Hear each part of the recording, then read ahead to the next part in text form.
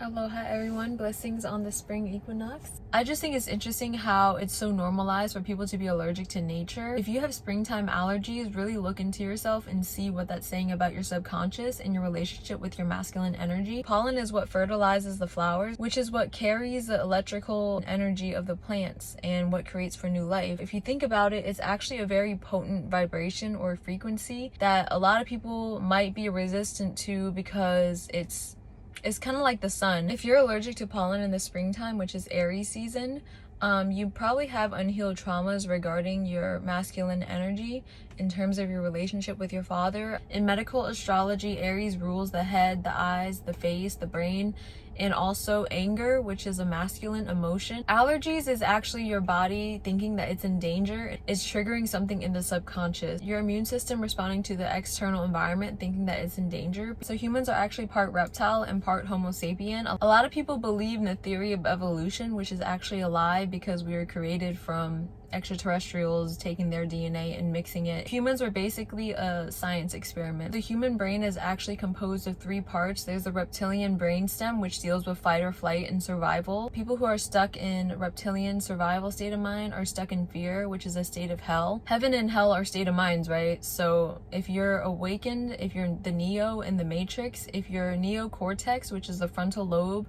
which is a part of our brain that is self-aware, that separates humans from animals, the part of our brain that allows you to see beyond the matrix and make conscious decisions on a soul level.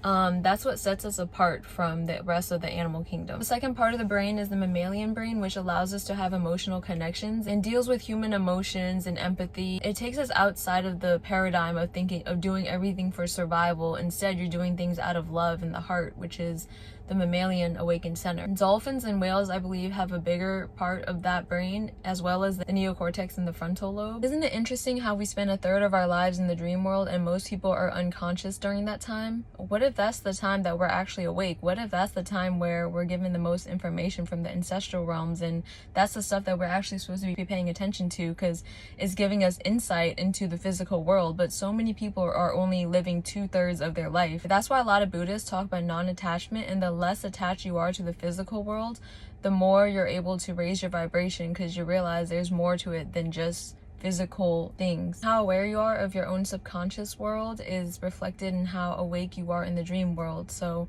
are you able to remember your dreams every night? And remember, this is something that you can practice and consciously work on, because people who don't remember the dreams every night, their vibration needs to be shifted to a higher vibration for you to realize. It's kind of sad because all the beauty and the magic is in the subconscious world, and that's the realm of water and ether, which is also the least dense vibration. Spring is a time of rebirth and starting a new conscious cycle of recreating what you want in this life. Aries, being the youngest sign of the zodiac, also represents the inner child's awakening to more spontaneous things, taking action when inspiration hits rather than procrastinating. It's all about taking action rather than living in the mind. As someone that used to be super allergic to cats and now I am completely healed from that, cats represent your relationship with the divine feminine energy. Fruits and flowers have the highest vibration in nature because it's the reproductive part and it creates new life. People who do have allergies, consider the fact that everything is curable and everything in your unconscious world is actually a lot more apparent than you think.